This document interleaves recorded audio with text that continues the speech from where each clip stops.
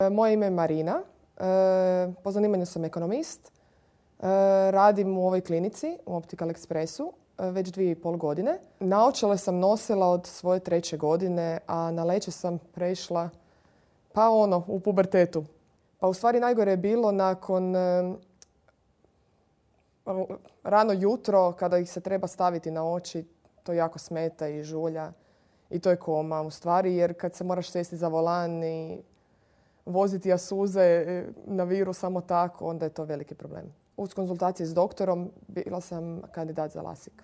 Imam stvarno dobar vid trenutno i jako sam zadovoljna sa zahvatom. Poanta je u stvari da tek sada se vidi koliko mi je tada bilo problem sa tim lećama i nošenjem njih samih. Jer kad nemaš bolje, onda jednostavno se navikneš, ne vidiš nešto bolje. Nakon zahvata zbilja ti problemi jednostavno nestanu. Zahvat je vrlo kratko trajao. Osobno ja sam mislila da ćemo jako dugo biti u sali.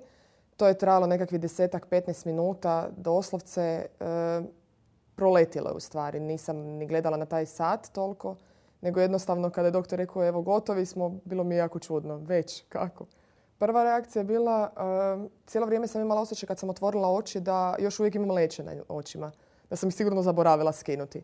Ali jako je čudno kad se probudiš i kad apsolutno ti ne treba nikakvo pomagalo, da se možeš ustati iz kreveta, ući u kupaonicu i riješiti si sve što trebaš bez stavljanja prvi tren leća na oči da možeš funkcionirati. Ujutro sam se probudila, vidjela sam najnormalnije kao i kad sam leće imala.